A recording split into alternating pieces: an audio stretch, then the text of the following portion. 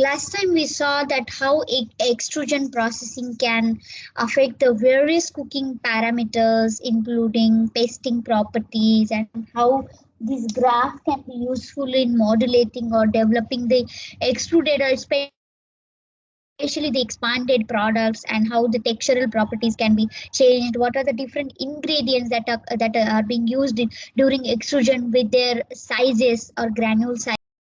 And then there are various fillers also that are used to the textural properties of the expanded products, and especially mostly these protein fractions of oil seeds, cereal grains, and in today's like in the recent time there is more emphasis being given on the protein rich cakes that are available. For example, sunflower seed cake or peanut oil after extraction. There is a peanut cake, defatted peanut cake, or sesame cake.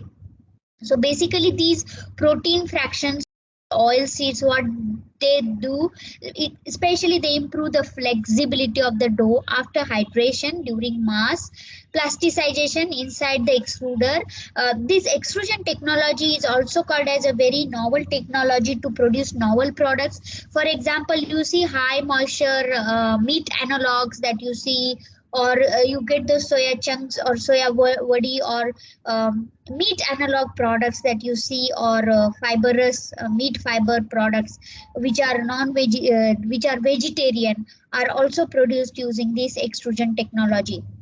So basically this you know that the starch undergoes a process of absorption, and because there is a high temperature the starch gets swelled. So the swelling of starch during the mass forcing through the die is reduced because the starch is diluted. Basically when you use protein, the starch gets diluted.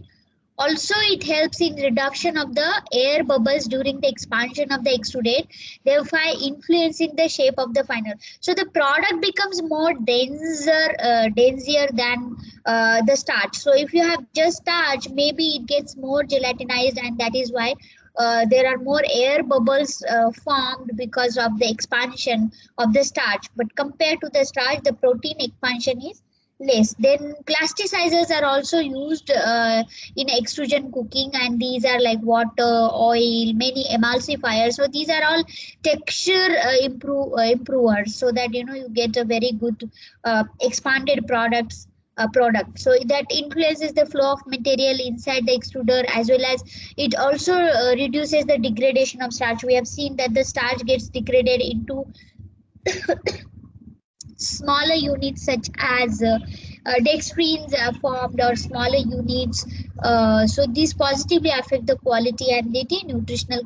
Also, in addition to that, hydrocolloids, and you know that these hydrocolloids, there are various types of hydrocolloids that are there, which helps in thickening the product. They act as a stabilizer, they act as a good gelling agent. Thus they improve the overall physical characteristics as well as textural properties of the final product. So to modify the texture of these, basically all extruded product has a lot of starch. So the starch based food products, their texture can be modified with the help of these hydrocolloids, especially the melting characteristics when it is passes from one section to another section in the extruder, or gelatinization fragmentation to get more digestibility or to get more sweetness, because more dextrins or smaller units of starch are formed. And also we all know that these hydrocolloids, because they form a coating, and retrogradation can be prevented, and therefore there is a improved thermostability. And also during the extrusion, if there is a good lubrication, the product will not choke up, it will come very smoothly and nicely. So emulsifiers and hydrocolloids will, like more overall, they will work very similar, like emulsifiers, especially because having more lipid fractions, they will provide like they will prevent the stickiness, thus making more easier coming out of the product. So soya lecithin or mono or diglycerides are used. In addition to that, raising agents are used to cause the perfect aeration, perfect crispiness, so that the product that is expanded, if you keep it in the mouth, it should melt, like it should have a very good, aeration to obtain the crispy and porous structure. For example, baking powder is most commonly used, but in addition to that, various taste components such as salt, sugar can also use. So this is an example with a picture depicting that what are the different ingredient that could be used. So basically, one chooses this base. Okay, so base could be rice, or the base could be corn, maize, or any more starch containing product. Nowadays people are using sorghum, and along with the base you can use other co-ingredient like soya bean to have more protein product or more texturized products. Other millets are being used, wheat, fruit waste such as apple pomace or winery pomace, amaranth, potato starch. This could be used, and then a very good extrusion processing transform them into expanded product, where you will have either puffed snack. You can make decreasing the temperature, you can make macaroni, vermicelli, crispy balls. You can make pasta, spaghetti, and various other puffed snack. So quickly we will also see how extrusion affect on each of the component that is processed, and especially because these expanded snacks are prepared from the grain that has more carbohydrate and more carbohydrate. So basically always if you see rice, greater than 60% is the starch, or if you take oat, or if you take corn, so always there is more carbohydrate or more starch. So I will be giving you more emphasis on what happens to the this carbohydrate during the extrusion processing. We have seen like in bread or bakery product or any other product what happens to the starch, but extrusion, because it is a high temperature short time processing treatment, so what happens? So they having a comprehensive or detailed knowledge of the processing conditions, like what is the temperature, time of exposure, what is the pressure, and also the raw material that are needed to produce a product that is in this case expanded product. So there you expect the crispy texture or aerated texture, which has mouth melting properties, as well as the nutrition is retained. So basically we all know that the starch, which is made up of amylose and amylopectin, and the ratio of amylose and amylopectin varies.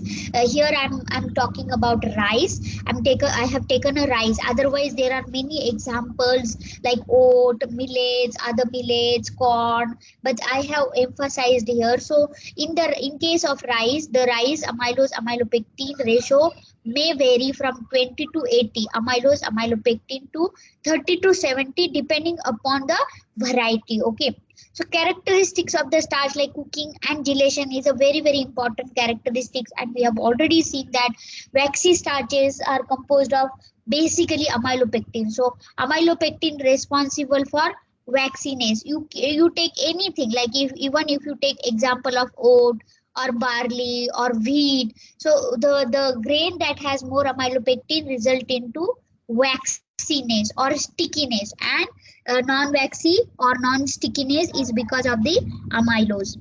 So we know that there is a phenomenon called as a gelatinization, which is initiated by initially the granule, the starch molecule. You see, this is the native starch. From this figure we can see from the native starch how the phenomena of during the time of process. So this axis is a time of processing or during storage, and these are the temperature. So at no temperature, like as a normal, so native starch, there is no reaction. Okay, the moment you add water as well as you provide the temperature, so 50 degrees Celsius, so heating a specific starch to water ratio.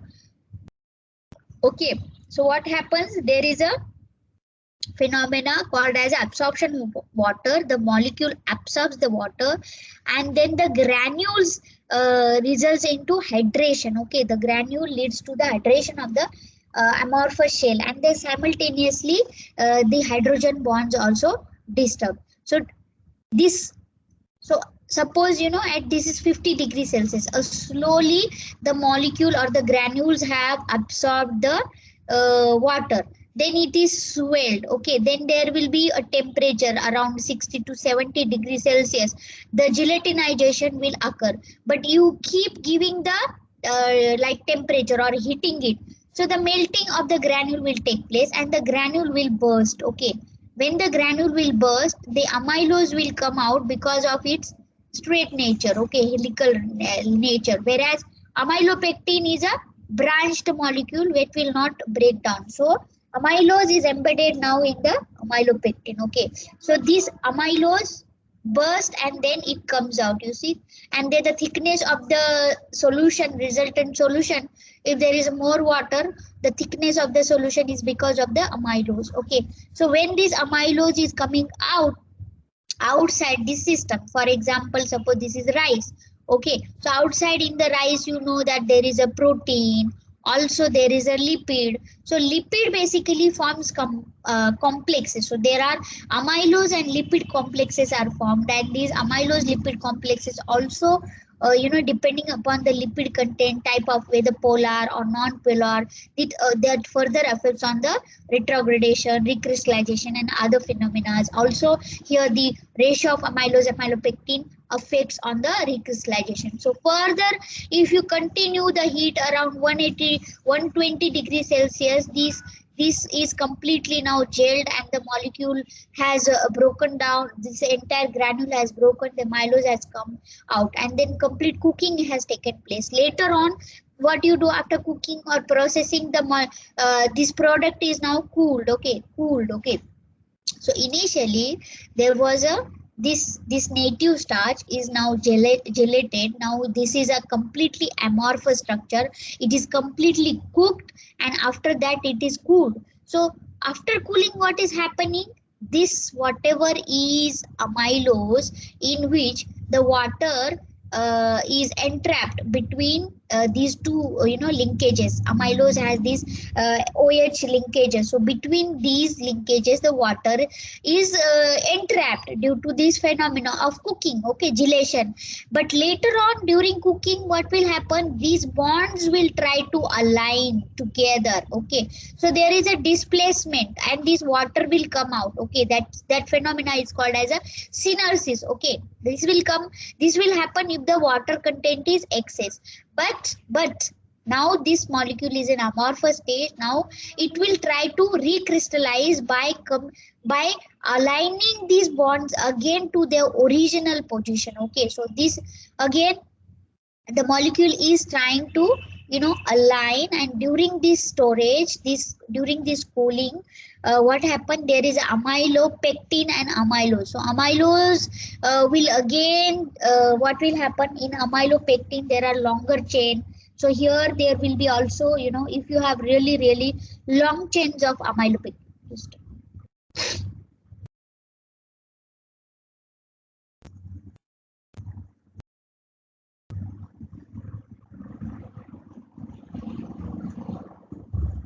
So continuous heat transfer results into irreversible changes. So here there are no changes. So initially might be you might come back again, but then when at a higher temperature, irreversible changes ascertained with the starch granule gelatinization. So here around 60 to 70 depending upon the type of starch granule, the complete gelatinization takes place, and then that includes the melting of starch crystallites, starch solubilization and the leaching out of the starch granule, especially it is amylose that leaches out. This can be seen in the loss of birefringence or increase in the suspension viscosity. So here there is an increase in the viscosity because of the leached out amylose content. Starch gelatinization therefore is refined as destruction of molecular order. See, this is the ordered molecule. So now it is disturbed. See, initially this is the amylose. So now it is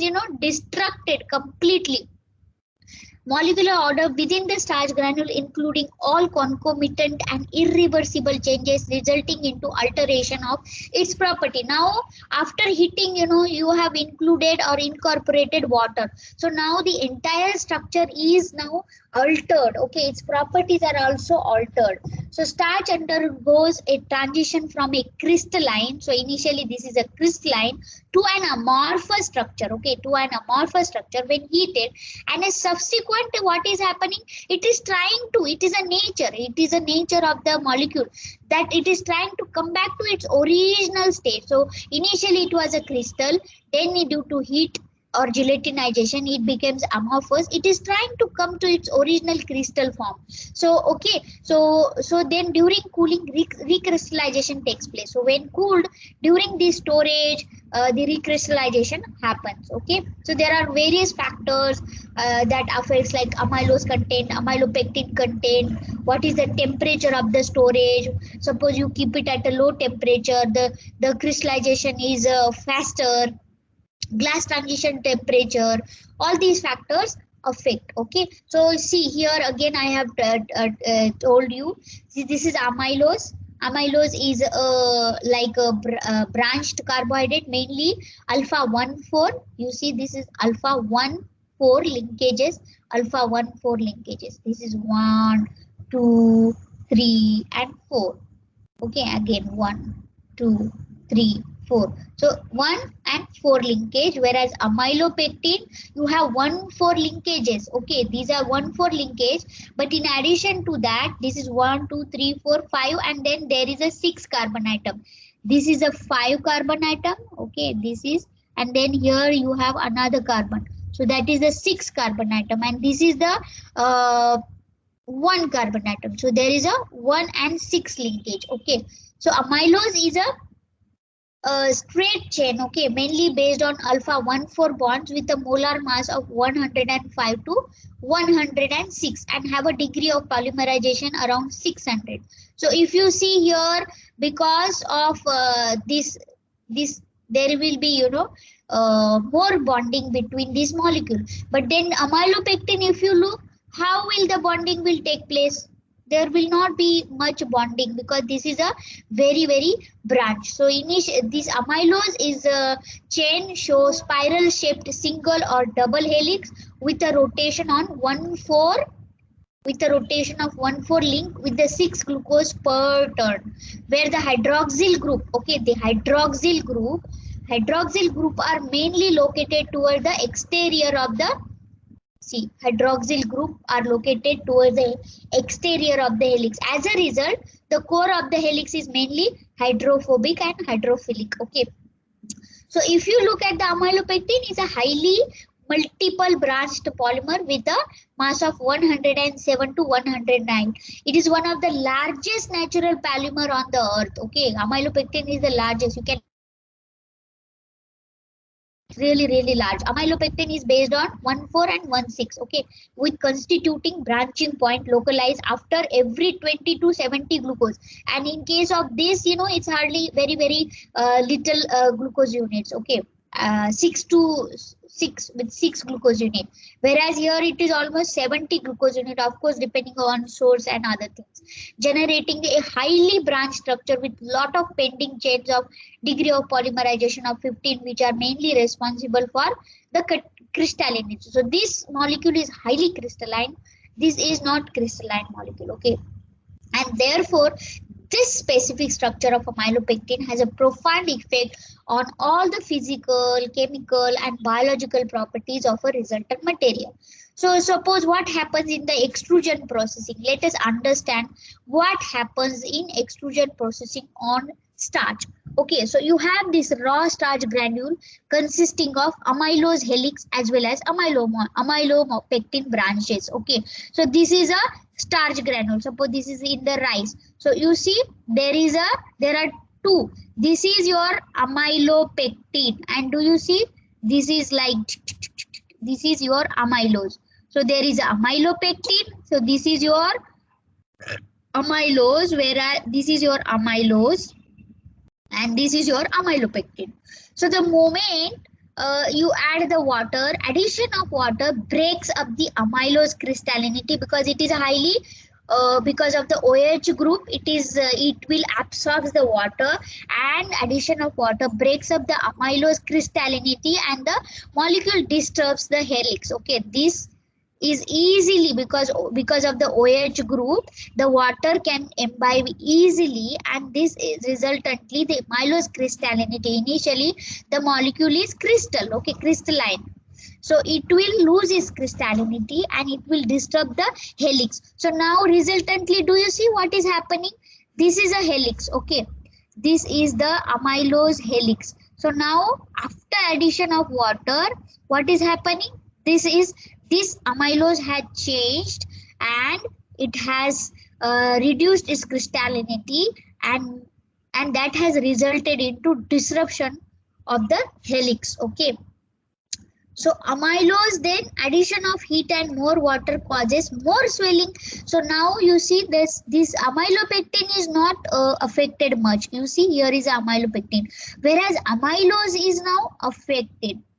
Okay, and this later on, if you continue the heat, what is happening? This helix that are there, amylose begins to diffuse out from these granules. So already now these amylopectin is embedded into the amylose. So amylose begins to diffuse out of the granule, and now you see that this has completely diffused. So this is entirely amylose, and therefore amylose is responsible for increased viscosity, whereas amylopectin is still inside. Okay, but still there is a change, like from this there are some changes. Do you see? It is like hydrolyzed, or it is broken into small fragments. So granules now containing mostly amylopectin. So this is the starch granule. It contains only amylopectin, and this amylopectin is collapsed and that are held in a matrix of amylose. So these amylopectin, they have been collapsed and they are held in the amylose matrix. Okay, and it has completely formed a gel. Now this is a gel. Okay, so therefore this gelatinization, this entire gelatinization process is an irreversible process. It depends on time, it depends on temperature, the sequence, the granules, type of granules, amount of swelling. Okay, so all these factors depends on also the native original granule. Suppose this is a rice, it will have different gelatinization property. If it is a wheat starch, it is different. Potato starch, it is different. So all that matters on the entire, that is why each molecule or each granule from the different source of the starch will have a differences in the gelatinization, molecular solubilization, etc. So full gelatinization of starch under shearless condition. So we have seen in the extrusion what is happening. The shear, there are lots of shear forces and a very high heat. Okay, so full gelatinization of starch under shearless condition requires excess water. Okay, so this is generally gelatinization or gel, complete gel forms in the more water. Okay, suppose you take bread.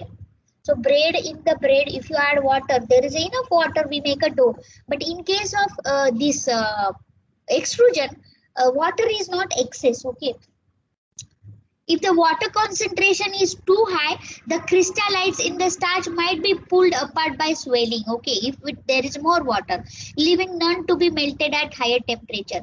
But if the water concentration is limited, what is happening in case of the extrusion? The swelling forces will be much less significant and the steric hindrance is high. So here, there is a force like swelling. Forces are very less, okay, compared to the system. Like for example, in case of bread, there is a more swelling will occur. Okay, so here in case of extrusion, water concentration is limited, therefore the swelling forces are much more less significant than the steric, and therefore there is a steric hindrance is very high. So this complete gelatinization will not occur. Okay, so in the extrusion, the complete gelatinization will not occur in usual temperature. If the temperature is really high, starch molecule will become progressively more mobile, and what will happen? The crystal region will be destructured because of the heat, not because of the water. Okay, this destruction of the structure of the starch granule is because of the heat and not because of the water. This process of gelatinization with low water content could more accurate. Therefore, we have seen again and again, I was saying that it is a melt. Instead, gel. In the bread, it is gel. But if that will happen only if there is a sufficient water. But in case of extrusion, instead of gel, we call a melt. Okay. More accurately, this is called as a melting of starch because this is the starch granule, and because there are less gelling, or there are less swelling forces, and therefore there is more steric hindrance. The granule itself destructured because of the high heat, and we know that in extrusion there is a very high heat. Okay. So what happens, heating a starch water mixture. So of course there is a little moisture also. We are not generally in the extrusion. There is around 4 to 5% moisture is increased in the. Suppose I am using rice grit. Okay, rice grit. So in that around 4 to 5% moisture is added. That is called as a conditioning or preconditioning. So that moisture is there. So heating a starch mixture firstly undergoes the reversible glass transition. If the temperature is increased further, the irreversible gelatinization takes place, and depending on the amylose and the lipid content, if the temperature of 90 degrees Celsius exceeds, and obviously we have seen in the extrusion the temperature goes even beyond 100, 150 and sometimes 200 degrees Celsius. Okay. So there is and at this high temperature, because the molecule is completely destructured, and because of that, these amylose lipid complexes can be detected, and during cooling the amorphous structure in amylopectin starts to recrystallize, and followed by recrystallization of amorphous region, that is amylose and amylopectin. So these amylose and lipid complexes can be naturally present in the cereal starches, or they can be formed due to gelatinization or melting. Okay. So these amylose complexes can be divided into two distinguishable states, like the less ordered type and the semi-crystalline type. They are called as a type 1 or type 2. Type 2 are semi-crystalline, whereas type 1 are less ordered, which are so called as amylose inclusion complexes. And amylose inclusion complexes, again, there are multiple number of factors that are responsible to form these amylose inclusion complexes. So for example, these less ordered type 1 complexes dissociate at temperature 95 to 105 degrees Celsius, whereas these type 2, which are semi-crystalline, they are formed by heating the amylose ligand mixture to exceeding 90 degrees Celsius, more than this very high temperature. Okay. So what is happening, basically we have seen that initially if you take this starch, okay, starch, in case of starch, rice has a very high starch content. So if you make the rice grit, okay, then you add plasticizers such as water or whatever ingredient you want to add. So initially what happens when you are passing these, there is a granular disruption, plasticization. Initial the temperature is less, but slowly when the temperature increases in this section, there is a melting happens. The further temperature is very high in this section, therefore the degradation of the polymer takes place. This is called as thermoplastic starch. Degradation of starch molecule also occurs with the thermal mechanical treatment in the extruder with the amylopectin molecules. Amylose is responsible for waxiness or stickiness, and considering this property, this could be used in the making of thermoplastic starch. Okay, so this thermoplastic starch is forced through the extrusion line, finally out of a die at the end of the extruder at a controlled rate, possibility with the aid of melt pump to further. So basically we are melting using the less water. So the native starch granule are introduced into the extruder, like typically liquids like water could be added create a pressure to ensure the uniform mixing, and also little water is needed for the gelatinization. The granule undergo the exposure to high temperature and pressure.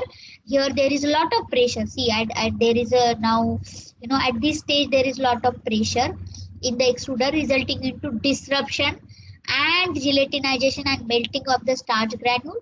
After gelatinization, this thermoplastic starch will undergo further melting and compression, and there, this can be then obtained with the help of dye. Suppose if you put here dye, any shapes and anything can be obtained. So what is the role of plasticizer or water? Generally water is only used, and without water it's not possible. Okay, so water is indispensable for the thermal processing of the starch.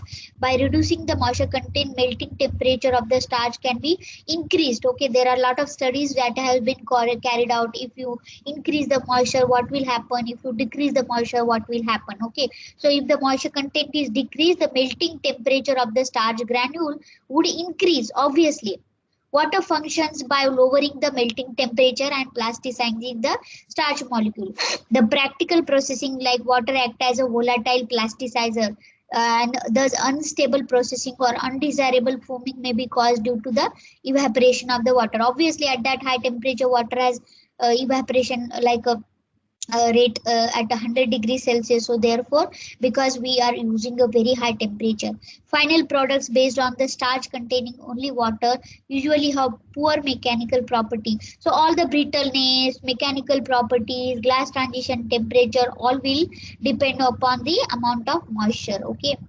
To So generally, water causes lot of problems like retrogradation, gelation, and all such problems. Therefore, there are other plasticizers can also be used, such as polyols or glycerols or sorbitols, glycol. They can be used because this will then help in prevention of retrogradation. Citric acid has been also regarded as an effective plasticizer for starch, as the acidity of this citric acid can promote the fragmentation. So for example, suppose these are the amylose helix. Okay, so this citric acid will cause and break down these into smaller units, and disruption of the starch granule, as well as effective interaction with this carbon and oxygen group of the starch. So more than even glycerol, the citric acid is very effective, but wherein there are taste and other things are influenced in that case, but a small amount of citric acid can be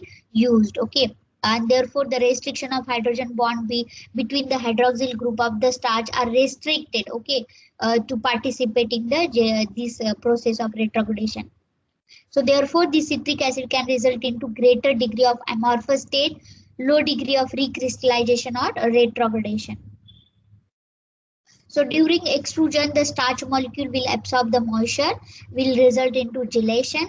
The viscosity of the gel is very important due to link with the numerous character. We know that the gel formation capacity result into whether porous texture, crispiness. So rice, corn, tubers, wheat, they all have starches, and therefore they are used as a raw material during extrusion because they are the good sources of starch. All of them contain more than 60% of the starches. Okay,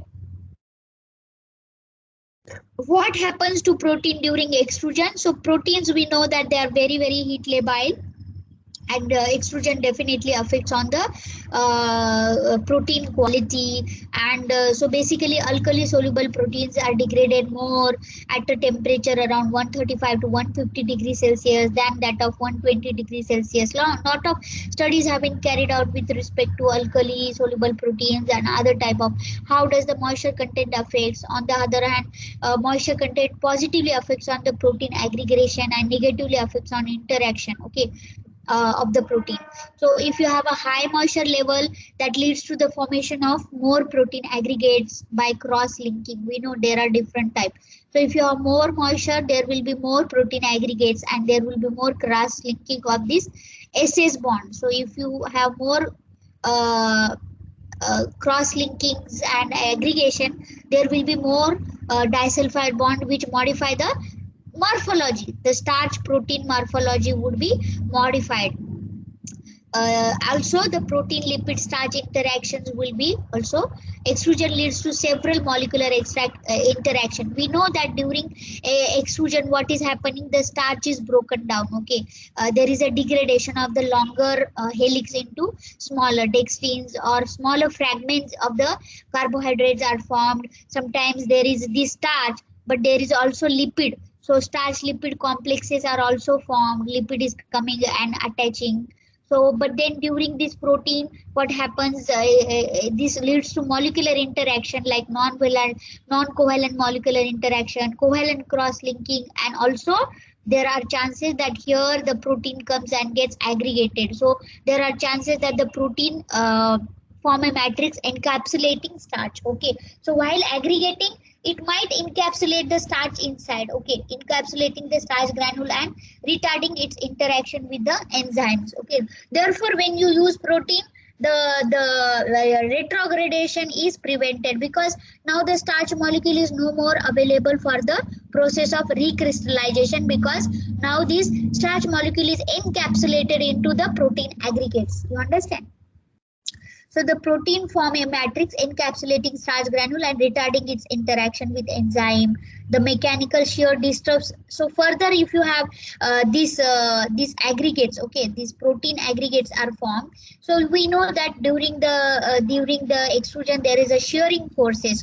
So this mechanical shear disturbs the protein molecules or aggregate, and therefore smaller fragments of proteins are also formed, and thus there is a improvement in the protein digestibility. So increase in the protein digestibility is observed when you have a extruded. Suppose you have a soya bean, okay, and raw soya bean, so its digestibility is very poor, but the same soya bean is added, and then its digestibility is improved during this extrusion because of the shear forces. This molecule is disturbed, protein molecules are disturbed.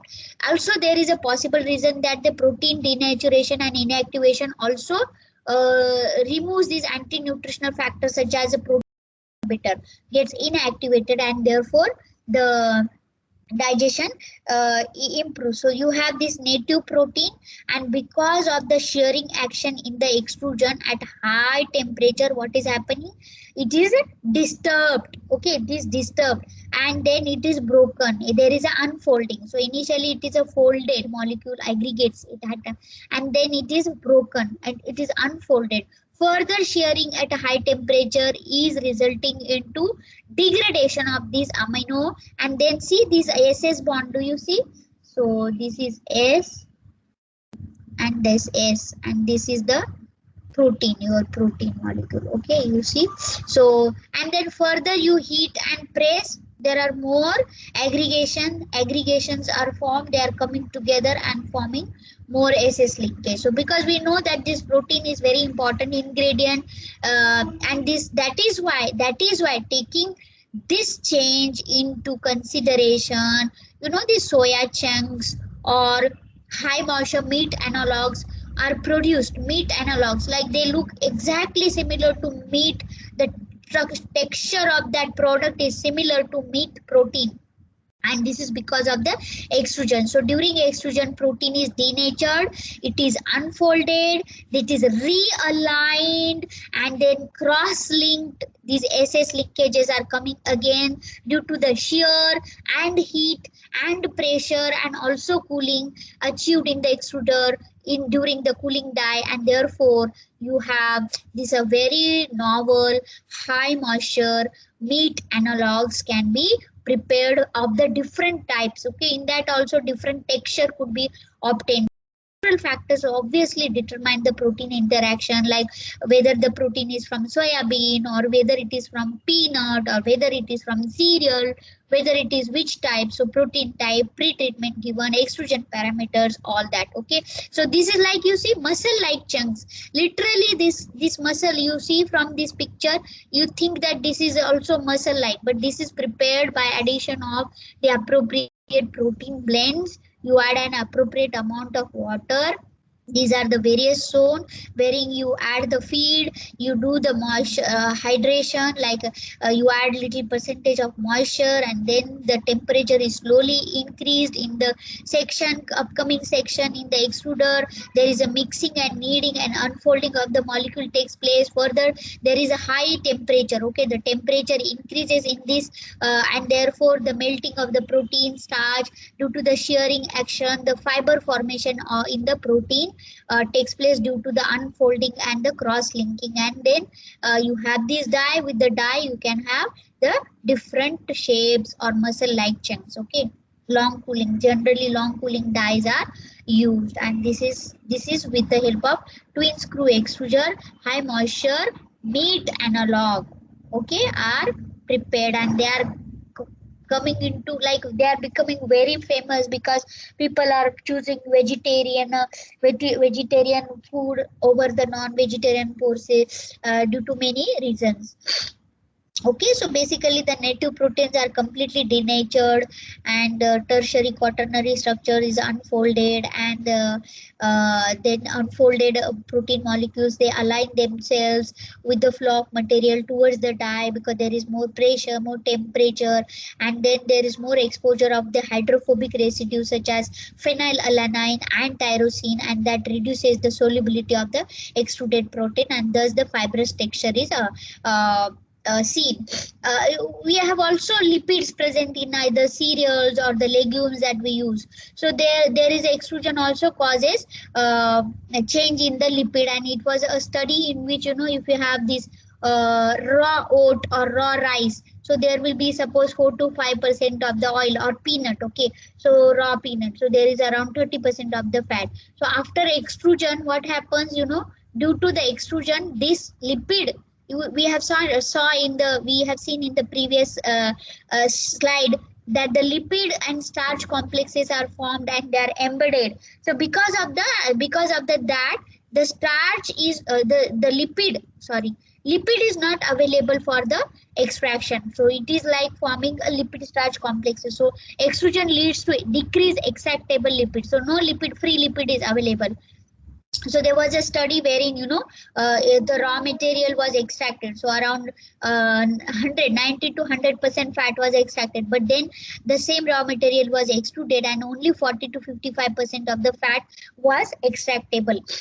Complexing, this is because of the complexing of monoglyceride and free fatty acid with the amylose and protein. I already explained how, these starch and lipid complexes are formed. So these monoglycerides, free fatty acids, they are forming complexes with amylose and protein, making them hard to extract using organic solvents. At the same time, we have seen in chemistry of food constituent that the fat, depending upon the type of fat or whatever fat, at a high temperature undergoes a process called as a auto-oxidation and the rancidity. So in this case also, rancidity and oxidation can happen due to the extrusion. High level of free fatty acid, if you have any material, for example peanut or sesame, if I take, it is around 30 to 40% of the fat. So generally, therefore, for the extrusion, high fat containing food are not recommended. Okay, so free fatty acids resulting into hydrolysis of triglycerides, and they can produce off-flavor deco because of the formation of hydroperoxides, free radicals, and therefore there is a reduction in the shelf life. And also extrusion denatures the hydrolytic enzyme, thereby reducing, preventing release of free fatty acid also. Screw wear, like you have, that there are screw wear can produce metals which also acts as a pro-oxidant. Suppose there is lot of fat. Okay, so that fat comes into contact with the metals due to the screw wear, and that results in, that acts as a pro-oxidant, which may speed up the oxidation. Extrusion also, we saw there is a degradation of the molecule, whether it is starch, whether it is protein, whether it is lipid. So there is a more surface area. This surface area results into increased air cells, and that increased air cell also increases the surface area for the oxidation. Therefore, extrusion of high fat material like peanut, sesame, or even addition of extra fat is not recommended. Okay, especially in the case of expanded product, and that is why that the Pepsi's, those Kurkure and all other products, they are coated with the fat later on, not added, because this fat will not help you to expand, or the fat products are not recommended. So only up to 5 to 6% of fat is recommended during the extruded expanded products. Okay, so this also presence of lipid on the raw material causes decrease in the torque, because of the lipid reduces the slip within the barrel, and then there will be a poor expansion of the product because there is a insufficient pressure is developed. Lipid is also released from the cells owing to the high temperature, and then so therefore less than 5% of the lipid is only allowed. Okay, so this is like overall, if you see, suppose you have cereal grain, whether it is rice, millet, sorghum. So if you extrusion, what happens? This is gelatinized or melted. Okay, this is melted, and then these larger fragments, they gets converted into smaller fragments, and this yellow is your lipid, and this is a protein. So there are starch lipid protein complexes are formed. You see, there is a fragmentation of this long polymer, okay, particularly amylose. So defragmentation. So these amylose and amylopectin, they get fragmented, and the smaller units are formed further. Okay, so these lipid and protein also forms the complexes, and you have this retrograde starch wherein these molecules tries to align themselves again. Also during, because there is more retrograde starch that is formed during extrusion, there is an increased RS content, and therefore there is an increased dietary fiber content, and therefore these products are good for health. Okay, at the same time the starch is degraded, and therefore digestibility is increased. So therefore increased digestion because of the ease of access by the digestive enzyme. So the digestive enzyme will be able to act on amylose very easily because of the free OH groups, free hydroxyl group available. Okay, so extrusion cooking increases digestion by opening the polymer molecules such as the starch, enabling access of the digestive enzyme. Okay, so what happened to the vitamin? So during the vitamin, there is the retention of vitamin in extrusion cooking process decreases with increasing temperature, depending upon the type of vitamin. Like if you have fat soluble vitamin, or if you have water soluble vitamin, depending upon the source. So but then it affects, it also decreases with the decreasing moisture, feed rate, diameter. There have been numerous studies wherein this effect has been studied depending on vitamin concern, like B or fat soluble vitamin.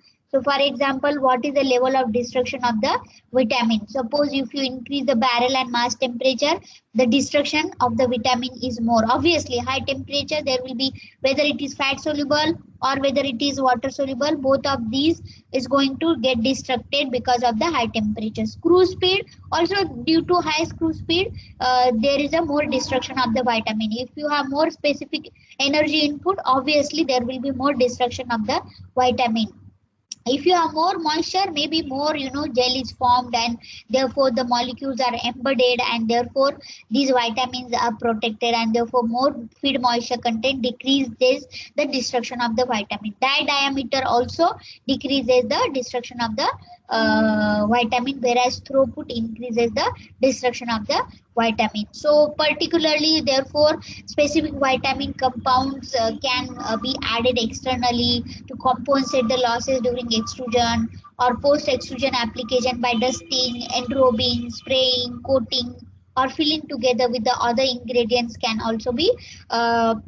Effect on minerals is not, because minerals are quite stable, we all know that. So therefore no significant change in mineral composition, exception of iron content, which is enhanced, and this is because there is a screw share. We have seen that when this compound is getting degraded, it is coming into contact with the screw share, and this screw is because of this screw share, the mineral composition is changing, iron content is enhancing. This is because of the wearing of the extruder screws during the extrusion process. Extrusion lead to a significant increase in the apparent absorption of the iron is because of these.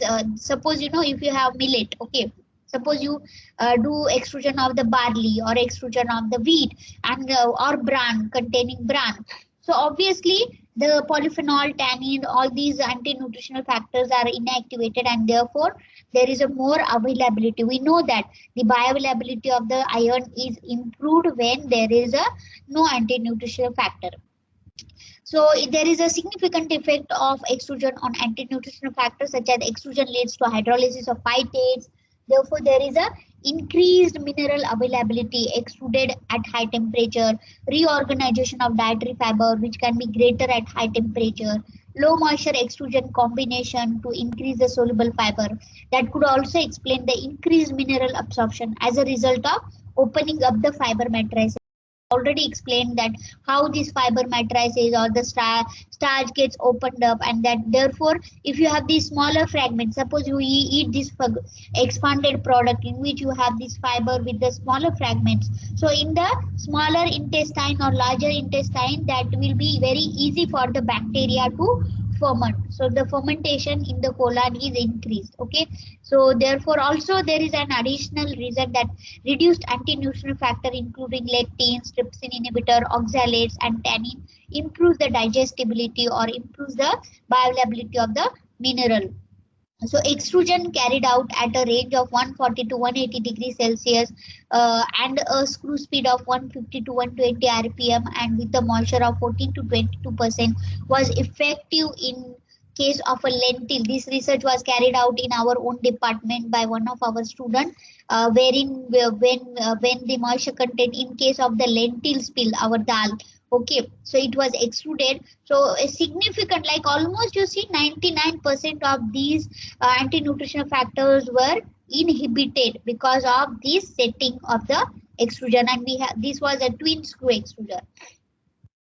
So we know that these minerals are very heat stable, and there is there is no loss or there is no effect on the minerals during the extrusion. However, mineral absorption is improved because of the inactivation of phytate, polyphenol, tannins, and degradation of fiber into smaller units, and therefore overall the digestibility is improved. Heat and mechanical forces are causing denaturation of protein, degradation of or starch. It is also causing lot of desirable effects, okay, obviously depending on the intended use. So therefore the protein digestibility is also improved.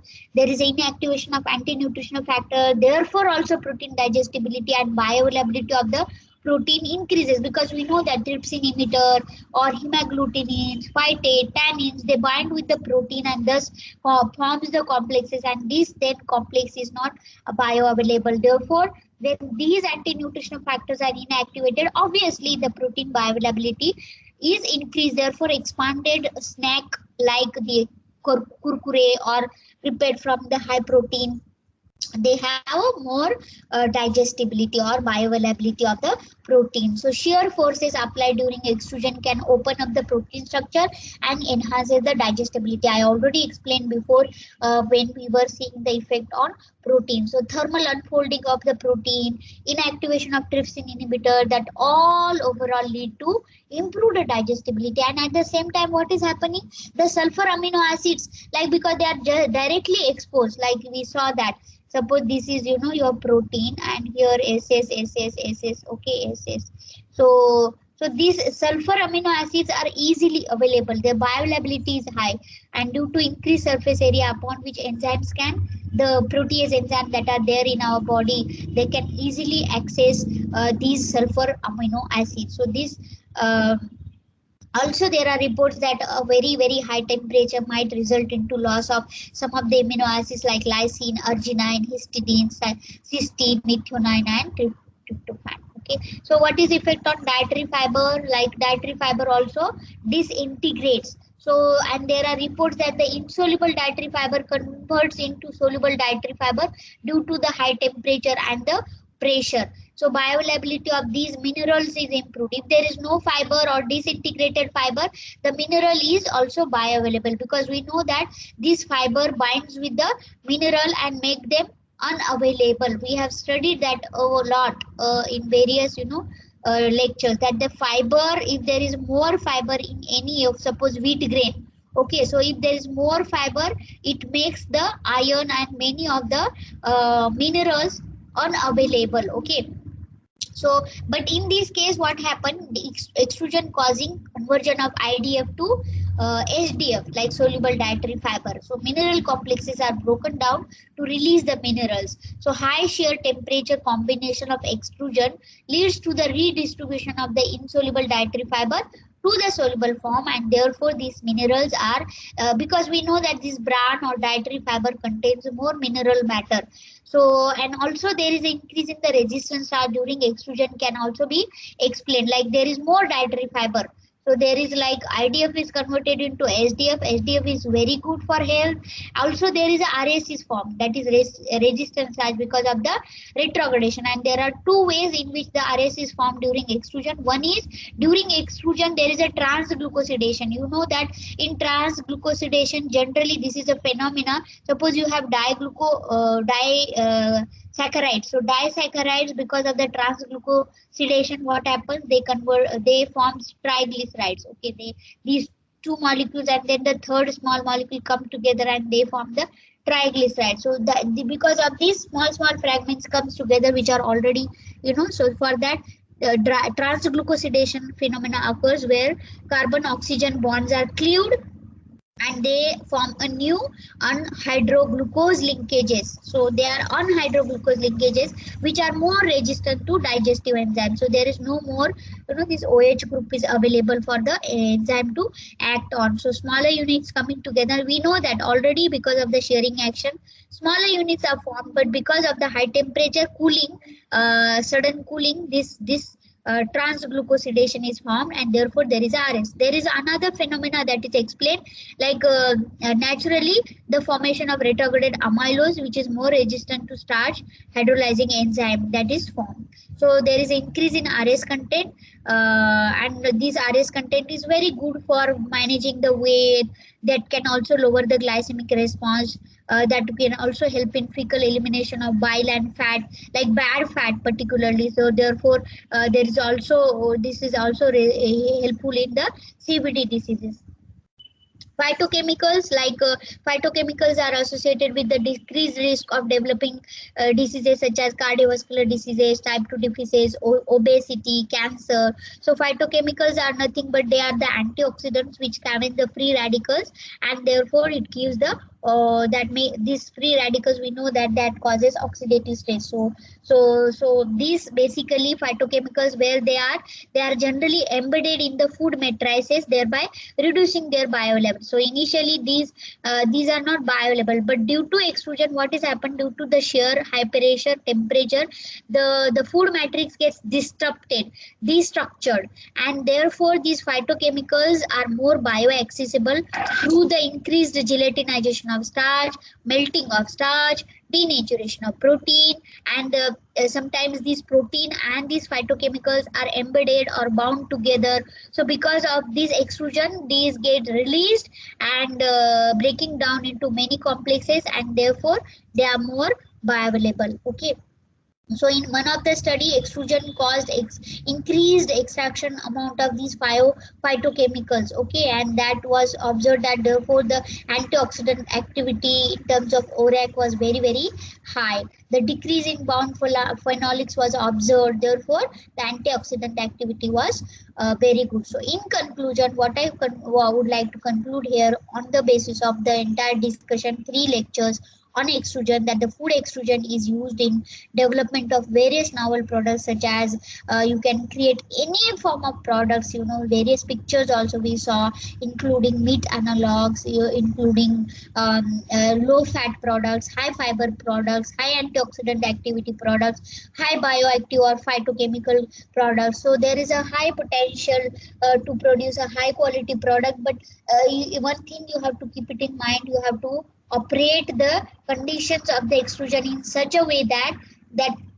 you get a proper food formulation which results into crispier products, mouth melting products, and there is a minimum nutritional loss. Okay, so the optimum selection of the selection parameters and the control parameter that we already saw during the processing of the extrusion is very very important.